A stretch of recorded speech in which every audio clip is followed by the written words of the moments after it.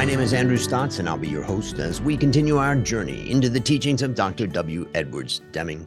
Today, I am continuing my discussion with David P. Langford, who has devoted his life to applying Dr. Deming's philosophy to education, and he offers us his practical advice for implementation. Today's topic is cooperation with preceding stages in education.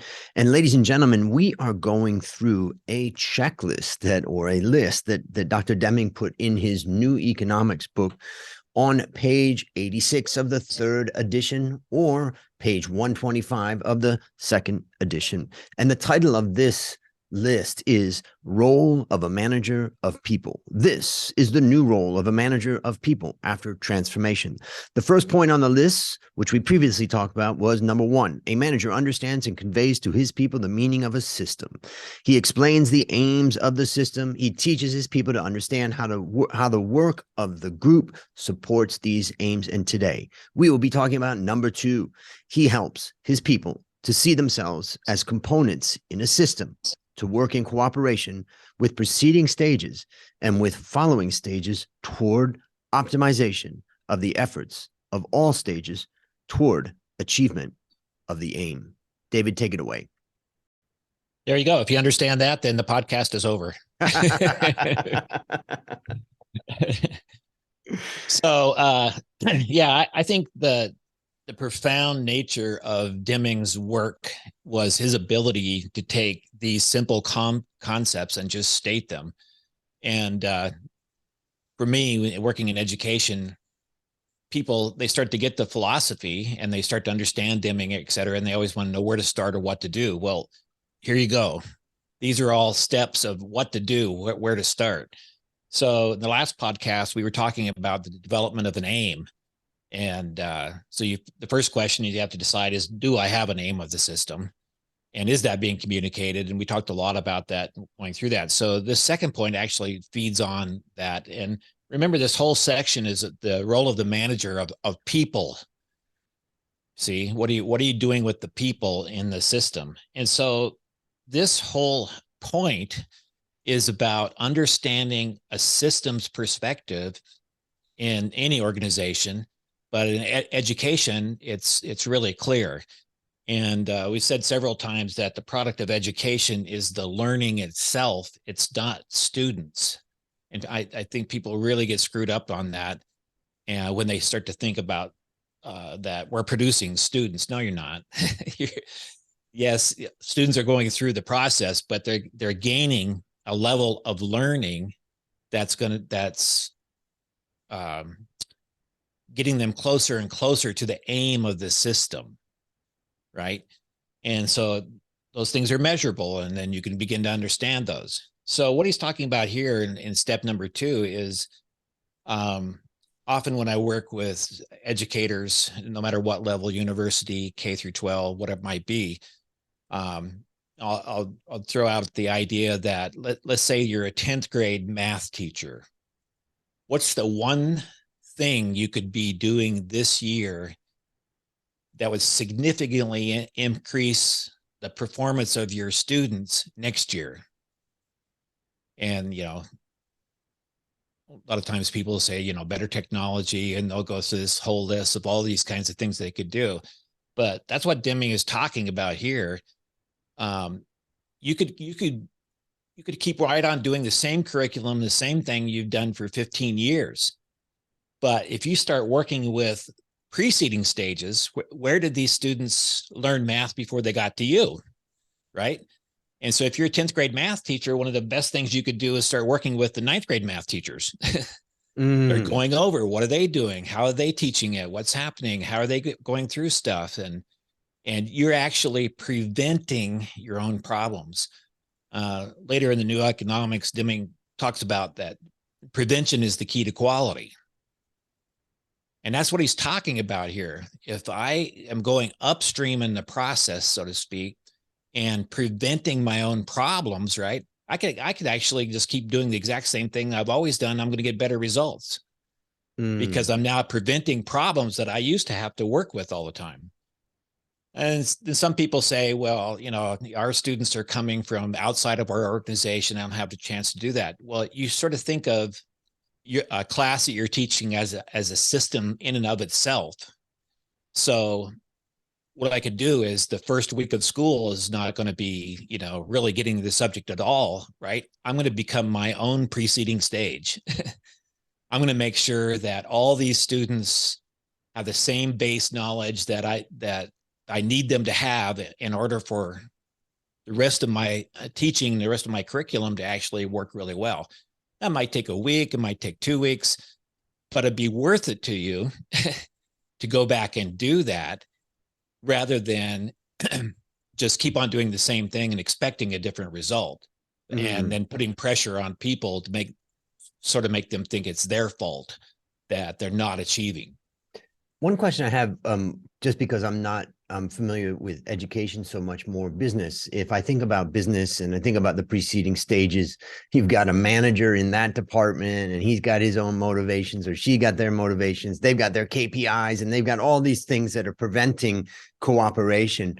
But it must not be true in education, David, when people are so dedicated to, helping young people. It must be that the 9th grade math teacher is absolutely ready and willing to cooperate with the 10th grade math teacher. Wouldn't that be? When I started working with schools, I often would have teachers come up to me at breaks and stuff and say, I taught with this guy across the hall for 11 years, and I can't tell you anything that he does over there or she does over there. The silo mechanisms of, close my door, do my thing, and don't communicate was just rampant. And it's still largely that way, and especially in a lot of universities, just people working in silos. The College of Business has no idea what the College of Education is doing, and vice versa, and so on and so forth. And you begin to break down those barriers. Deming talks about that later too, but you break down those barriers between departments, you start to see everybody wins. Students are better trained. The whole system seems to work together. I remember when we first started having visitors come to our high school, where we've been working with Dr. Deming and trying to implement these things for several years. After about 3 or 4 days, I'd have people that were visiting would say, everybody here seems to know what everybody else is doing. And I'd say, isn't that the way it is in your school? And they said, no, I had no idea what other people are doing. And so I had to really start to think about, well, what had we done? Well, one of the things we'd done was we kept reiterating this point, right? Work with preceding stages, understand what's going on. We actually formally set up time where you could actually get together as a department or get together and look at a whole curriculum throughout the entire system. Now, some districts have, over the last 30, 40 years, they'll have a K through 12 curriculum alignment, right? And that's getting towards this point, so that we're all working in preceding stages. So I don't have fourth grade teachers spending time doing stuff that has already been done in 2nd or 3rd grade, right? And the kids are just going, and they might be really dutiful kids, and they just don't say anything, but they're just bored out of their minds because they already did this, right? When you're speaking, it made me realize the importance of step number 1 about identifying the aim and getting everybody on board with that aim and communicating that and helping people see their role in that aim. Otherwise, there's no incentive for people to know, why are we having another meeting to talk about this? What's the point? Well, when the aim is clear, all of a sudden the intrinsic motivation just explodes. Yeah, I remember that my own children is a good example. I remember one of my kids came to me and said, Dad, this is the 3rd year we've done an insect collection in science. So were they really good at collecting insects by the end of the 3 years? Well, yeah, but they could have had a much higher knowledge about insects or something else that was going on, rather than just this mundane project of going out and collecting insects and categorizing them. One of the questions I have, there's 2 points to this that I was thinking about. One is kind of the academic freedom of a teacher to be able to, particularly in a university, they want to feel like I can do and say what I want. The second one is that they're so damn busy trying to prepare their lectures that it's hard, David. Cooperation is difficult to bring a system to optimization. You realize, like, one of the reasons why people don't do it is it's just hard. It's way more coordination. Tell me your thoughts on that.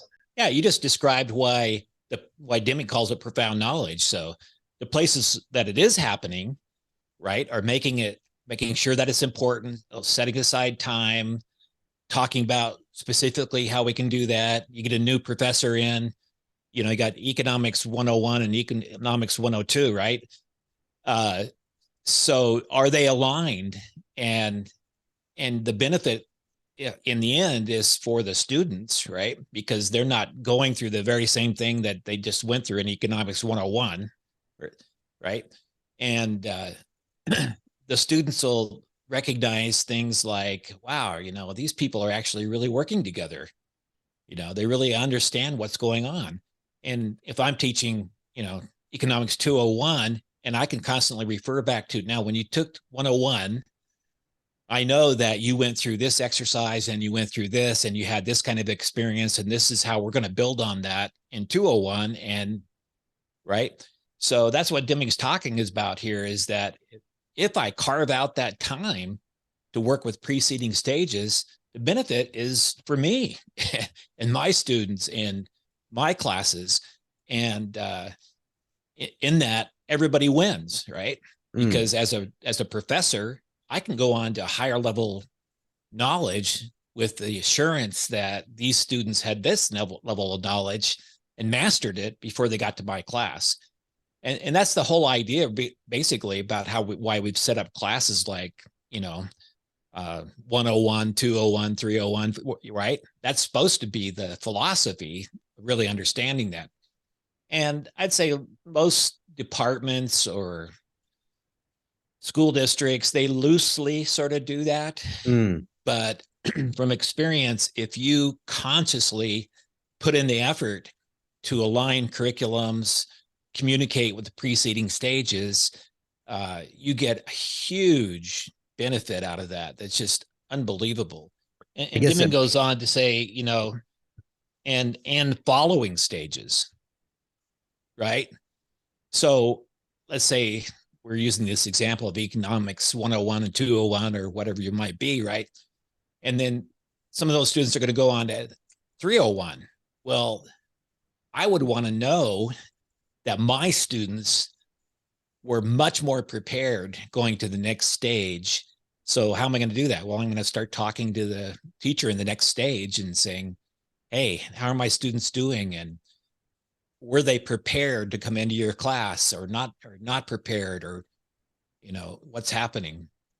I was thinking about how I had a discussion with someone this past week, and it's a guy my age, young and healthy and happy, and getting close to 60. And he said, young people these days, blah, blah, blah, and all that. And I said to him, I think basically young people these days realize they've kind of been let down by us. And we've done all kinds of, whether it's safety or whether it's education or whether it's, whatever. There's so many things where I think that they just don't trust it. And then we go to online learning, and all of a sudden all of these adults are giving us these super boring, presentations. And it's like, we're not delivering to young people. And then, add on $32 trillion in debt. Oh, by the way, you got to pay that also. And the streets are, cities are on fire and all of that. And then you just think, yeah, part of what's happening is that when we incentivize teachers to optimize their classroom, that's what they're going to do. They're going to do their KPIs and they're going to focus on that. And they're not going to be thinking about how are these kids going through this process and getting to a result that we want. And you just made me think about that. But I don't know. What are your thoughts on that? Well, Deming talks about in the last sentence that work with preceding and following stages for the optimization and efforts of all stages towards achievement of the aim. So what are you trying to accomplish with the achievement of this aim? I'm working with a college of business now, and through the pandemic, almost all the classes went online, and now students are graduating and going to work and stuff. And what are employers saying? These people aren't trained as well. The And so, communication skills.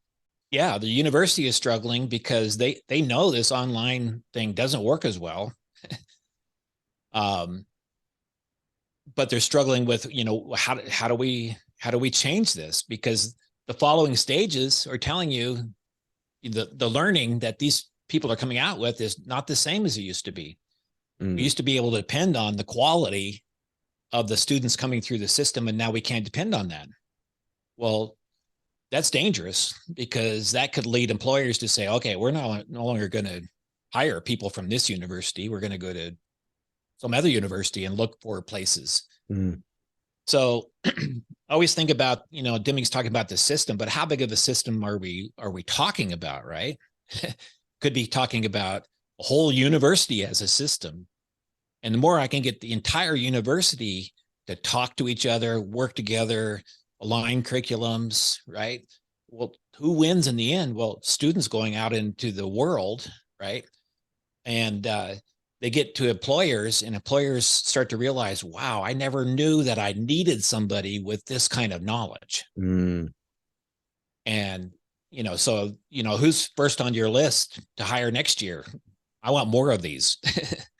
Very simple example. The first couple of years that I was leading classes and teaching my high school students about this, well, in Alaska, they popular summer job is what they call the slime line.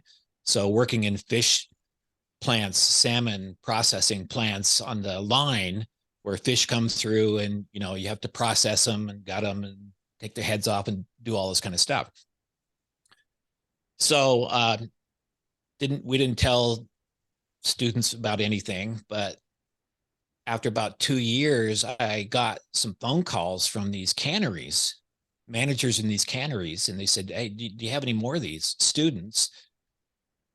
And so I called them back up to talk to them about what was happening. And they said, well, we found out that every place that were students from your high school that were on the slime line, productivity improved. And sure enough, I started talking to these kids, and they said, well, we took this to heart.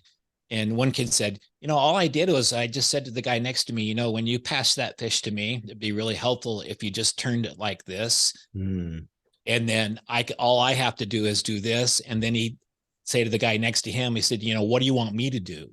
What would be most helpful for you? And that guy says, well, that girl says, oh, well, turn it like this or do this, or, and then this would happen.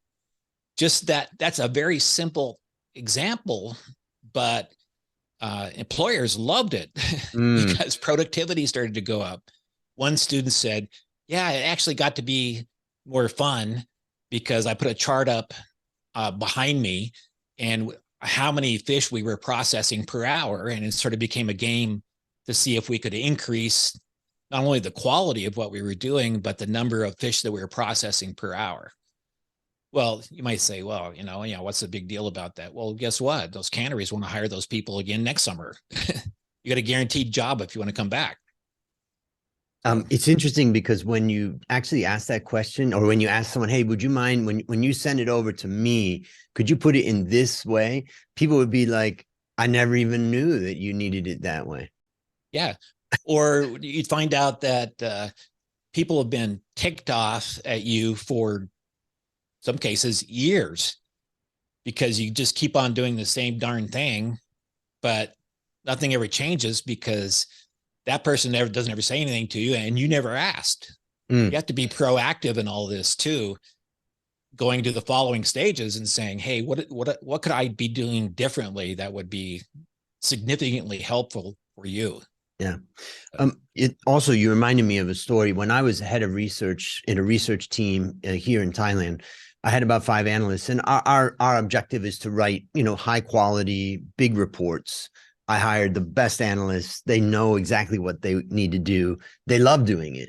And what I did is I put up on the wall a a stacked bar chart showing each person's output each week.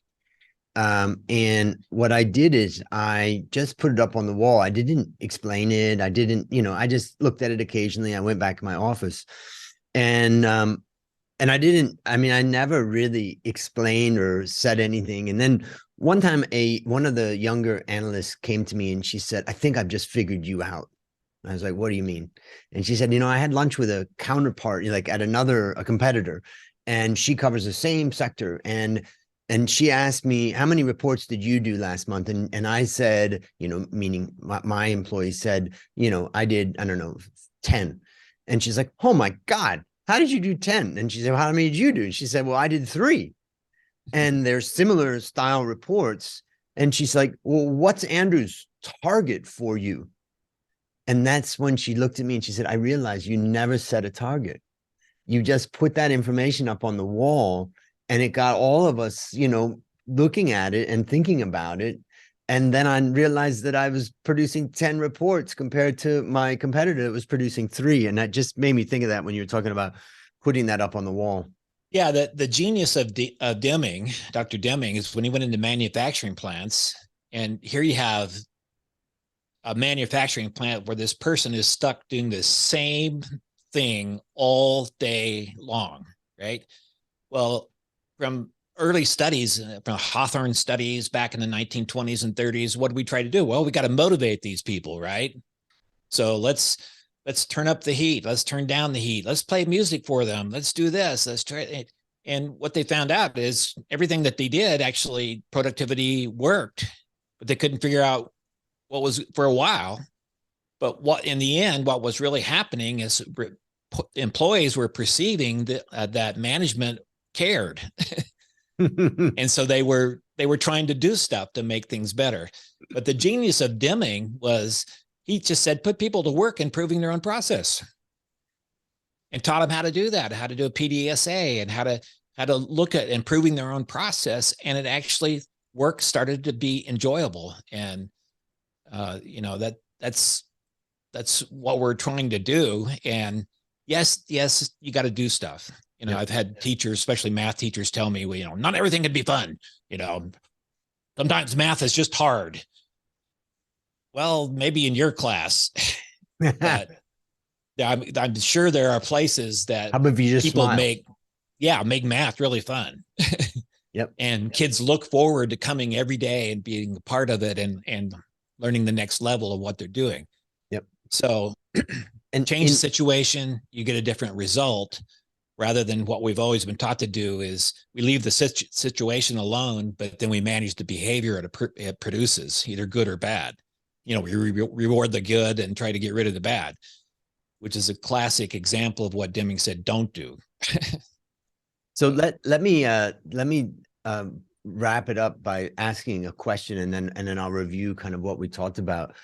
If based upon this discussion, if I was taking over at, let's say, a high school or something like that, and I thought about this specific lesson of what we're talking about today, I made the aim clear, everybody knows, and now I'm thinking about it.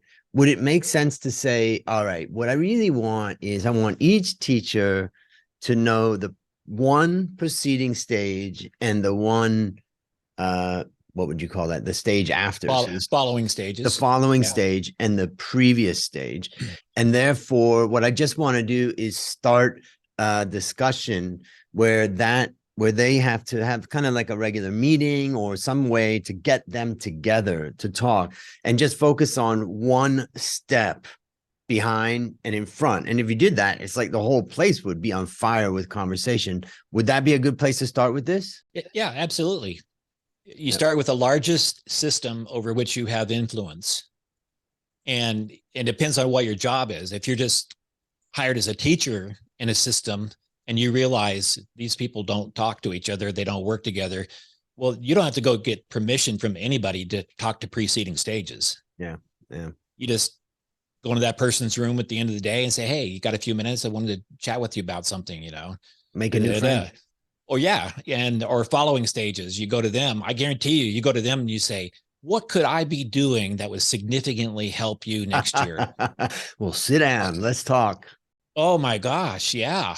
They would love you to death, right? Yep. Yep. And so it's a great way that you actually start to gain power of changing things in a system, because all of a sudden then your department actually seems to get along and function well together, and students are doing well. And then I guarantee you somebody from another department is going to say, "What are you guys doing over there? You know, what's happening?" Yep. Well, why do you ask? Because students in my class are saying, "Why can't we do what's happening over there?" See? And so that's how you actually start to expand influence, and pretty soon you're operating on a bigger and bigger system, even if that wasn't your original role. But Deming said a source of power is knowledge. And so you become very powerful because you know how to improve processes and systems.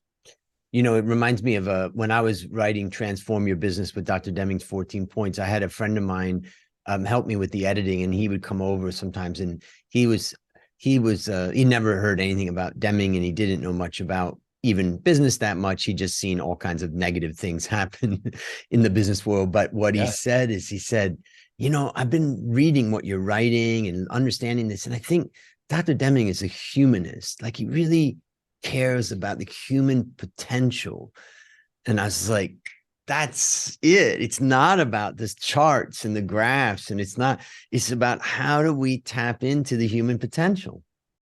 Yeah, well, the average workers in corporations loved Deming, mostly because he just berated management constantly that you were the problem.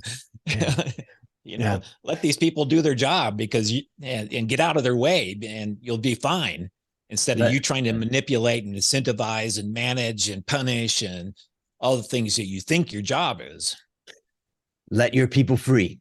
So let's wrap up. We've been talking about the list that Dr. Deming gave us in the third edition on page 86, the second edition on page 125, and it's called Role of a Manager of People.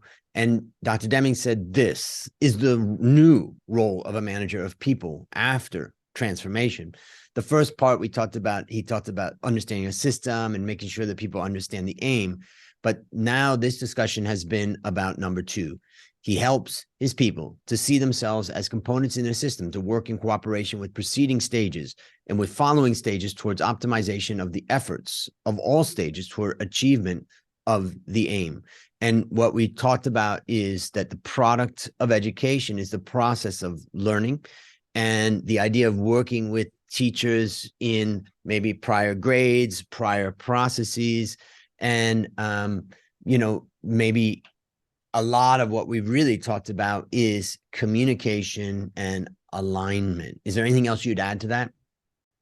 No, that pretty much sums it up. But I will say that if you're listening to these podcasts and you're in education and you're trying to figure out where to start or what to do, we're explaining to you what to do. And so each one of these podcasts, if you just went back and did one thing that we're talking about, and by the time we finish going through all these, you will have a massive transformation of your classroom, your system, whatever it might be going on within that. But here's a great place to start right here. Wonderful. David, on behalf of everybody at the Deming Institute, I want to thank you again for the discussion. For listeners, remember to go to deming.org to continue your journey. Listeners can learn more about David at langfordlearning.com. This is your host, Andrew Stotz, and I'll leave you with one of my favorite quotes from Dr. Deming. People are entitled to joy in work.